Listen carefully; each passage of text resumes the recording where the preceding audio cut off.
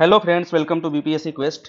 ये BPSC quest की तरफ से करवाया जाने वाला वीकली करंट अफेयर का सीरीज है। इसमें हम लोग आज 16 से 22 अप्रैल के बीच तक का जो भी इंपॉर्टेंट करंट अफेयर है, जो भी बीपीएससी एग्जाम के लिए इंपॉर्टेंट है, उसे हम लोग देखेंगे। इसमें हम लोग international news plus national news और बिहार स्पेशल जो भी क्वेश्चन बनते हैं इस हफ्ते के, उसको डिस्कस करेंगे। तो देखते हैं सबसे पहला question. Reference to which minister part of India's first cabinet has been removed from NCERT class 11 political science text book.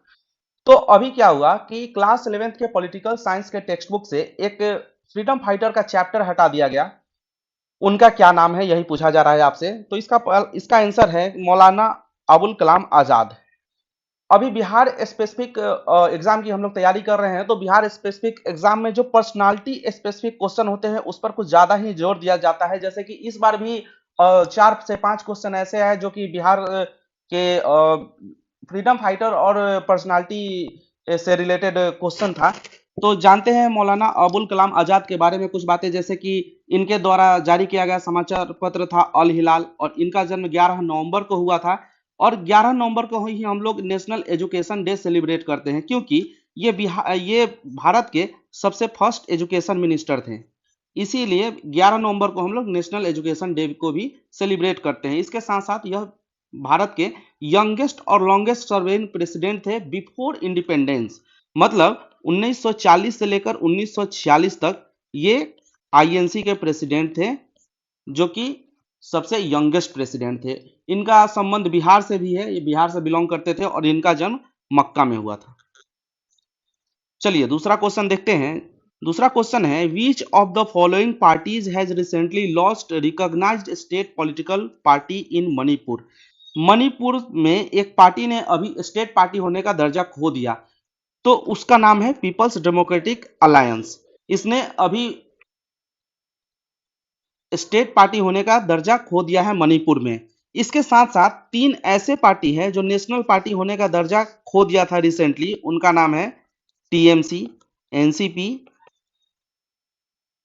और सीपीआई।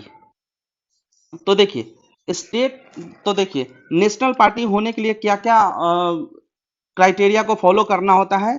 तो इसके लिए एक फॉर्मूला है 246, मतलब 2% सीट्स इन लोकसभा, 4 स्टेट में स्टेट पार्टी का स्टेटस होना चाहिए, और इसके साथ साथ 6% vote in Lok Sabha in 4 states. मतलब कम से कम 2% सीट लोकसभा में होना चाहिए, 4 स्टेट में इन्हें स्टेट पार्टी का दर्जा मिलना चाहिए, और 6% वोट 4 स्टेट में मिलाकर लोकसभा के चुनाव में होना चाहिए। तभी जाकर एक पार्टी को नेशनल पार्टी होने का दर्जा मिलता है। अब देखिए नेशनल पार्टी होने के कुछ अपने बेनिफिट्स हैं, जैसे कि इनके लिए एक पार्टी ऑफिस का जगह दिया जाता है दिल्ली में, और साथ साथ एक फिक्स इनका चुनाव चिन्ह दे दिया जाता है सारे स्टेट के लिए। अगला क्वेश्चन देखते हैं। The first All India Institute of Medical Sciences in north east region of India has been inaugurated in which state. अभी क्या हुआ, नॉर्थ ईस्ट में जो भी 7 स्टेट आते हैं उनमें अभी एक भी एम्स नहीं था। तो रिसेंटली अभी वहां एक एम्स का स्थापना किया गया है, और उसका इनॉग्रेशन नरेंद्र मोदी जी के द्वारा किया गया है। तो वह है, पूछा जा रहा है कि वह किस स्टेट में है। तो इसका आंसर है आसाम, मतलब गुवाहाटी में पहला एम्स का स्थापना किया गया है।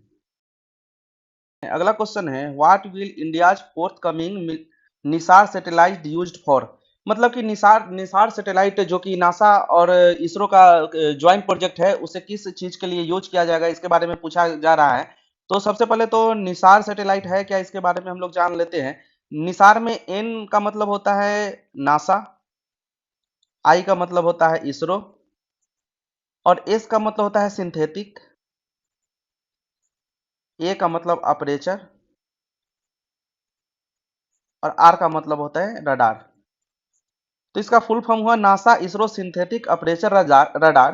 तो इसका यूज किया जाता है actually mapping of earthquake prone area में, अर्थक्वेक के मैपिंग के लिए इसका प्रयोग किया जाता है। जैसे कि अभी जोशीमठ में क्या हुआ था कि लैंडस्लाइड और अर्थक्वेक आया था, तो ऐसे आपदाओं से बचने के लिए और उसका मैपिंग करने के लिए निसार सैटेलाइट का यूज किया जाएगा, जो कि नासा और इसरो का एक ज्वाइंट प्रोजेक्ट है। अगला क्वेश्चन है, Coco islands belong to which of the following countries. Coco island कौन सा कंट्री को बिलोंग करता है? तो इसका आंसर है म्यांमार। कोको आइलैंड है कहाँ? यह अंडमान निकोबार द्वीप समूह का एक आइलैंड है, जो कि बे ऑफ बंगाल में है, बे ऑफ बंगाल में है। अभी इस पर लीगली म्यांमार का लीगल राइट है, लेकिन अभी क्या हुआ कि इस पे चाइना अपना सर्विलांस सेंटर बना रहा है। तो इससे क्या दिक्कत है इंडिया को कि चाइना अगर अपना सर्विलांस सेंटर यहाँ कोको आइलैंड पे बना लेता है, जो कि ऑलरेडी शायद बना ही चुका है, तो इससे क्या होगा कि ईस्ट कोस्ट पर वह आसानी से नजर रख सकता है। जहां तो कोको आइलैंड के न्यूज में होने का मुख्य वजह चाइना के द्वारा बनाया जाने वाला सर्विलांस सेंटर है, जो कि कोको आइलैंड पे बनाया जा रहा है, जो कि इंडिया के लिए काफी डेंजरस साबित हो सकता है। चलिए अगला क्वेश्चन देखते हैं। Khartoum is the capital of which country. Khartoum किस देश की राजधानी है? तो खार्तूम राजधानी है किसका? सूडान का। यह न्यूज में क्यों है? क्योंकि यहाँ अभी एक मिलिट्री कूप की स्थिति आ गई है।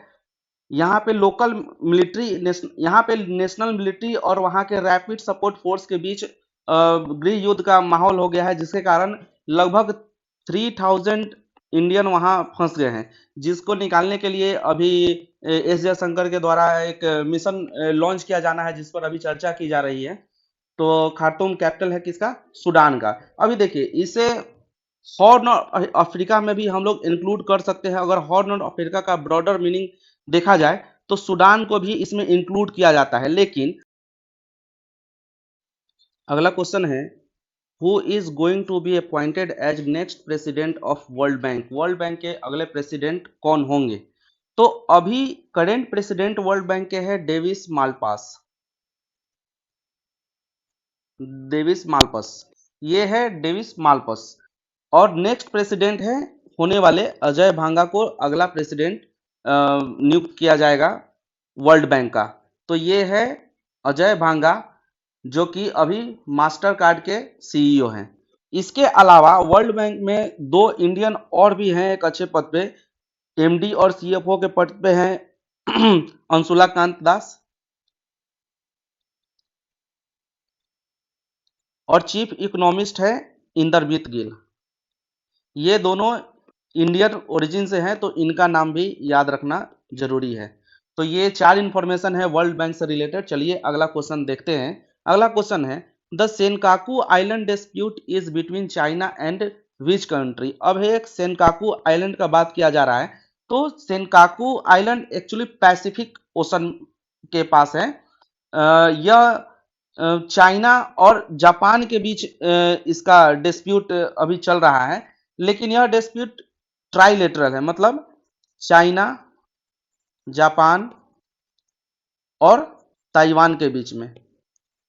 अब देखिए, चाइना क्या है कि ताइवान को कंट्री का स्टेटस देता ही नहीं है, तो ताइवान का बात वर्ल्ड लेवल पे ये करता ही नहीं है। ये सीधा जापान से अभी इसका लड़ाई चल रहा है इस सेनकाकू आइलैंड के लिए। ये है सेनकाकू आइलैंड, जो जापान, चाइना और ताइवान के बिल्कुल बीचों बीच है, जो कि एक अच्छा पोर्ट का काम कर सकता है चाइना, जापान और ताइवान तीनों के लिए। अभी इस पर लीगली जापान का लीगल राइट है, लेकिन चाइना इस पर इलीगल रूप से अभी अपना।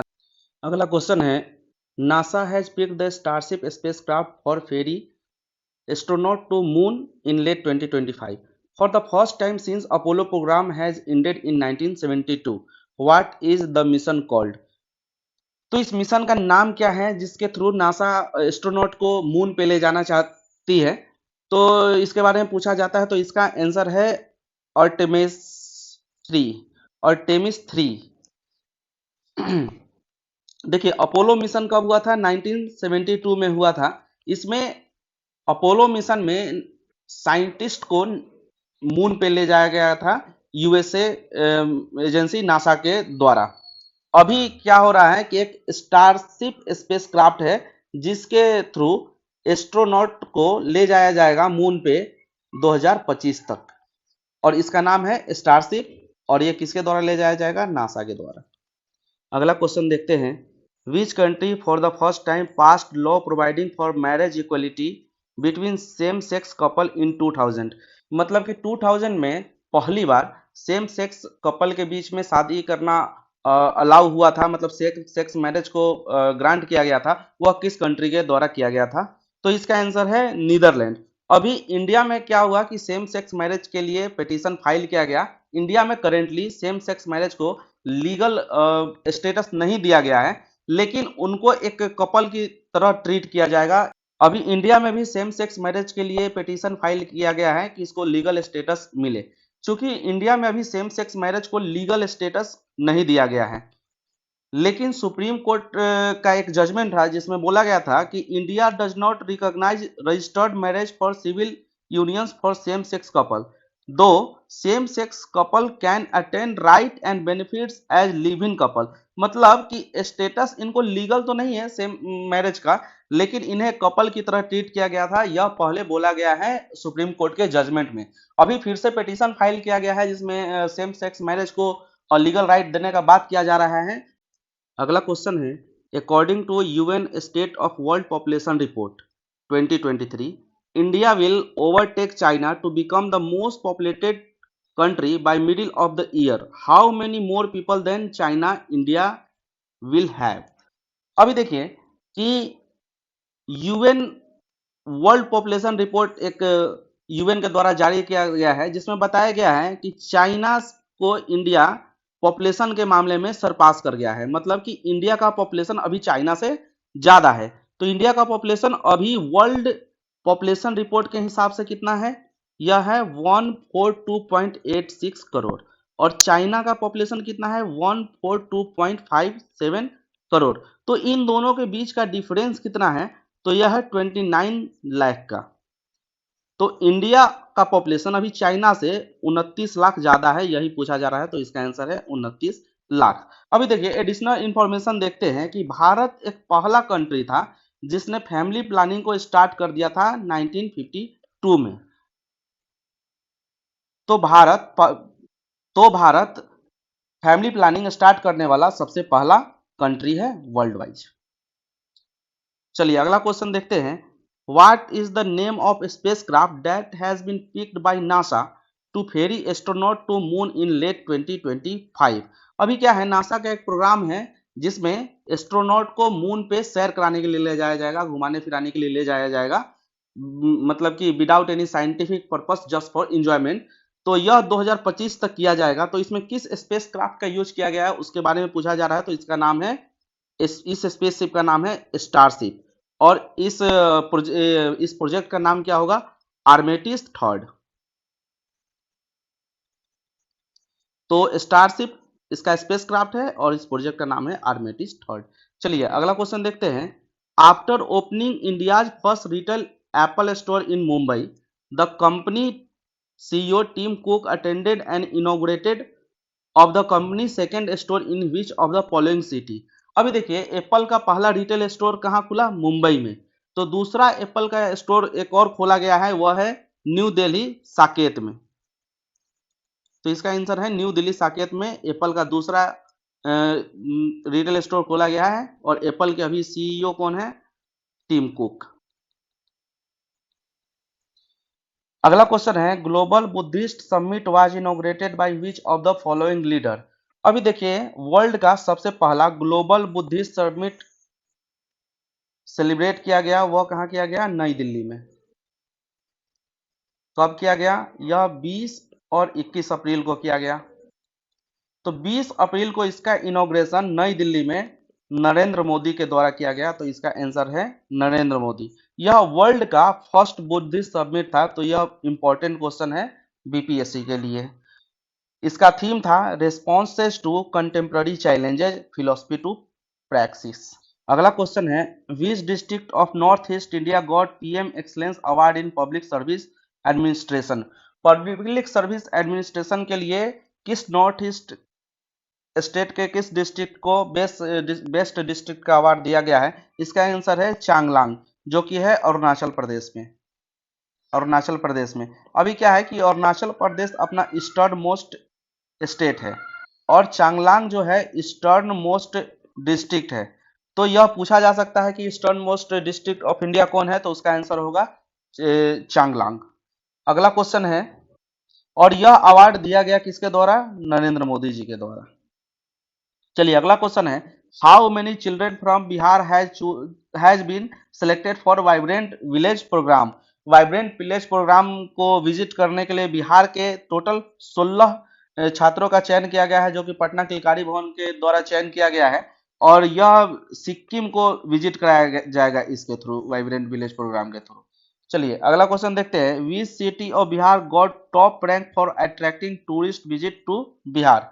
अभी बिहार आने वाले टूरिस्ट का पहला पसंद कौन सा है, इसके बारे में पूछा जा रहा है। तो सबसे ज्यादा टूरिस्ट आते हैं जो बिहार को विजिट करते हैं, तो आने वाले टूरिस्ट में सबसे ज्यादा विजिट करते हैं गया को।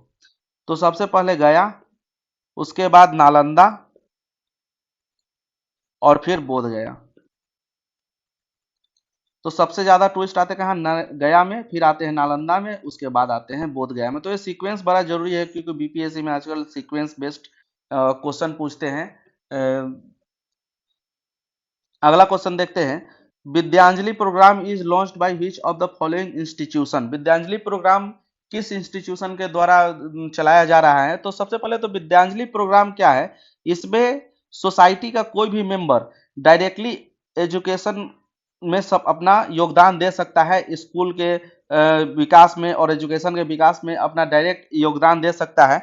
तो यह चलाया जा रहा है सीबीएसई के द्वारा।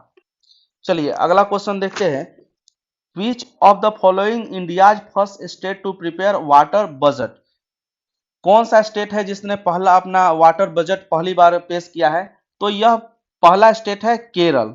केरल फर्स्ट स्टेट है इंडिया में जिसने अपना वाटर बजट पेश किया है। चलिए अगला क्वेश्चन देखते हैं, meeting of G20 held in which city of Bihar in June 2023? अभी देखिए बिहार में G20 का पहला मीटिंग हुआ है, जो हुआ है पटना में, और यह रिलेटेड किससे है? ये लेबर सम्मेलन से रिलेटेड है। 22 से 23 जून को इसका आयोजन किया गया है। तो चूंकि यह पटना में हुआ है तो इम्पोर्टेंट है। G20 का मीटिंग बिहार में कहाँ हुआ है? तो पटना में। चलिए अगला क्वेश्चन देखते हैं, Pravasi Bharatiya Samman award was given to which of the following personality? इनमें से किस पर्सनालिटी को बिहारी सम्मान अवार्ड दिया गया है? देखिए अभी हम लोग इंदौर में 17वां प्रवासी भारतीय दिवस का आयोजन किया गया था, आयोजन को सेलिब्रेट किया है हम लोगों ने। तो इसमें टोटल 27 लोगों को सम्मान दिया गया है, प्रवासी भारतीय सम्मान दिया गया है। इसमें राज सुब्रमण्यम, संजीव मेहता, रामजी प्रसाद के अलावा 24 और लोग हैं। तो इसका आंसर है ऑल ऑफ एबव। अगला क्वेश्चन है, which of the following panchayat got national panchayat Raj award? अभी बिहार के एक पंचायत को बेस्ट पंचायत राज का अवार्ड दिया गया है। यह है मोतीपुर पंचायत, जो कि है समस्तीपुर डिस्ट्रिक्ट में। यहाँ की मुखिया है प्रेमा देवी।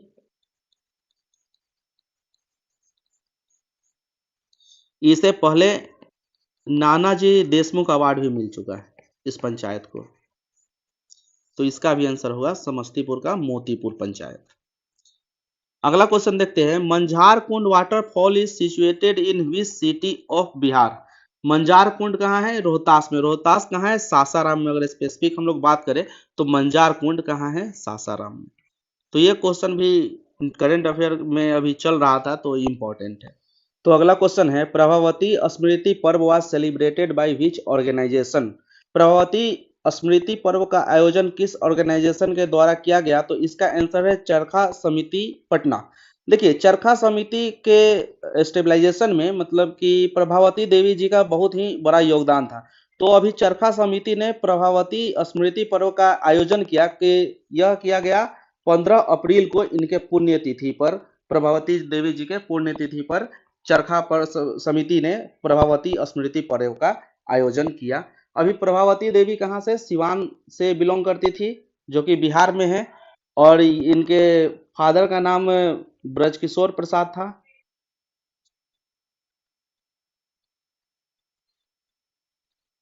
ये जेपी नारायण की, जयप्रकाश नारायण की वाइफ थी,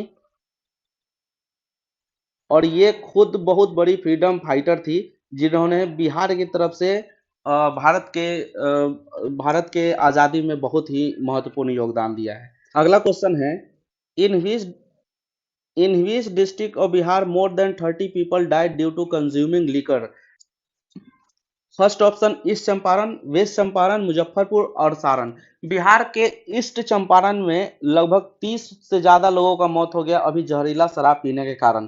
तो इसमें न्यूज यह है कि पहले जहरीला शराब पीने वालों पर उल्टा मुकदमा दायर कर दिया जाता था राज्य सरकार के द्वारा, लेकिन अभी क्या है कि 4 लाख के अनुदान का बात किया गया है नीतीश कुमार जी के द्वारा, जो कि मोरल ग्राउंड पे किया गया है। और यह अनुदान जिनकी मौत पहले भी हो चुकी है 2016 से लेकर अभी तक, उनको दिया जाएगा।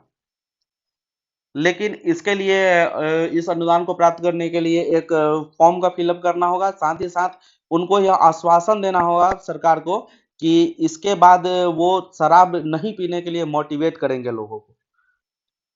अगला क्वेश्चन है, what is minimum support price for wheat fix by Bihar government? MSP कितना फिक्स किया गया है गेहूं पे, इसका बात किया गया है तो यह है 2125 रुपया। इससे पहले कितना था? 2015 रुपया। तो इसमें अभी 110 रुपया बढ़ाकर दो 2125 रुपया एमएसपी कर दिया गया है गेहूं पर। अभी देखिए गेहूं कितना टोटल 10 लाख टन खरीदा जाएगा, किसके द्वारा? पैक्स के द्वारा। तो सबसे ज्यादा गेहूं कहां खरीदारी होगा? रोहतास में, और उसके बाद मुजफ्फरपुर में।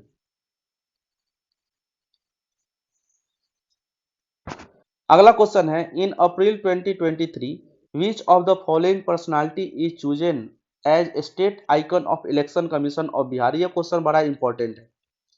देखिए इलेक्शन कमीशन ऑफ बिहार के द्वारा स्टेट आइकन अभी घोषित किया गया। इससे पहले स्टेट आइकन थी अपनी मैथिली ठाकुर, लेकिन अभी ये स्टेट आइकन बनाया गया किसको? मोनिका दास को। यह एक ट्रांसजेंडर है। तो यह पहली ट्रांसजेंडर है जिन्हें स्टेट आइकॉन बनाया गया है, यह है मोनिका दास, और ये पहले प्रिसाइडिंग ऑफिसर भी रह चुकी है। अगला क्वेश्चन है, what is the name of first satellite launched by Kenya? Kenya के द्वारा लॉन्च किया गया पहला सैटेलाइट क्या था? यह था टाइफा 1, जो कि लॉन्च किया गया फॉल्कन 9 रॉकेट से। कहां से? कैलिफोर्निया से।